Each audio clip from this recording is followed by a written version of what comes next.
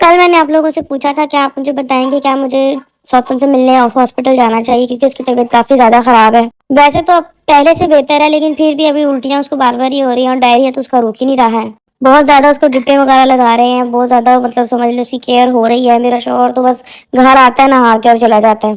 खाना-पीना और सोना-जागना वो वहीं हॉस्पिटल में ही कर रहा है। मैंने आप लोगों से पूछा था कि बताएँ मैं उससे मिलने जाऊँ या ना जाऊँ? मुझे बहुत सारे लोगों ने यही बोला कि मुझ आपको इंसानियत के नाते जो है वो जाना चाहिए। तो आप लोगों की बात सुनकर ही फिर मैं उससे कल मिलने के लिए गई थी, कल रात का खाना लेकर। उसके लिए भी खाना बना के लेके गई और अपने शौहर के लिए भी लेके गई, अपनी दोनों बेटियों को मैं साथ लेकर गई। तबीयत उसकी वाक़ई बहुत ज़्यादा ख़राब थी, उसका रंग बिल्कुल पीला पड़ गया था, बिल्कुल सूख के कांटा हो गई है वो। जिस टाइम मैं गई थी उस टाइम उसको खून की बोतल चढ़ी हुई थी और समझ ले कि वो गनूदगी में ही थी क्योंकि इतना ज़्यादा डायरिया और इतनी ज़्यादा उल्टियाँ कर के ना उसके अंदर समझ ले अधमरी हालत उसकी हुई हुई थी। लेकिन मैं उसके लिए मटन की यखनी बनाकर लेके गई थी और डॉक्टर ने मना किया था कि चावल और रोटी इसको नहीं देना। तो उन्होंने कहा था कि बस ये आधा कप कॉफ़ी पी सकती है, फिर मैंने इसके लिए कॉफ़ी थर्मस में बना के लेके गई। बात करने का तो बिल्कुल भी वो उस हालत में नहीं थी कि वो बात कर सकती है, किसी बात का जवाब दे सकती।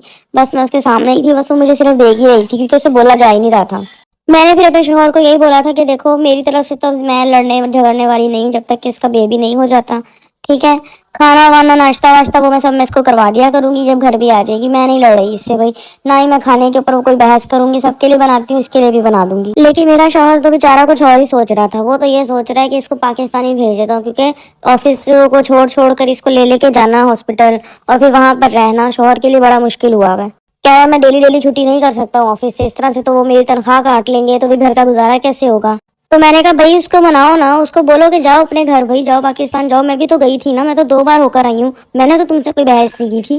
कह रहा अब जबरदस्ती इसको भेजना पड़ेगा, लेकिन मैं क्या करूँ, अब उसके साथ जबरदस्ती करता हूँ तो लड़ना शुरू कर देती है। बस फिर ये हॉस्पिटल में कुछ बातें बातें करके मैं वापस आ रही थी, फिर वापस आते हुए मैंने ग्रोसरी करने के लिए चली गई मार्केट में।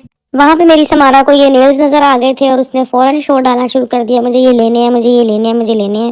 उसने फिर मुझे जबरदस्ती ये कह कह के दिलवा भी दिए और रातों रात लगवाए और फिर उसको जाके सुकून आया। जैसा कि मैंने आप लोगों को पहले भी बताया था कि उसको जो है वो नेल्स वगैरह बहुत ही अच्छे लगते हैं। अब उसके तो अपने इतने छोटे छोटे हैं, इसलिए वो ये सब चीजें मेरे ऊपर करके तो खुश हो जाती है। कमेंट्स में मुझे बताएं कि आप लोग किस शहर से मुझे देख रहे हैं।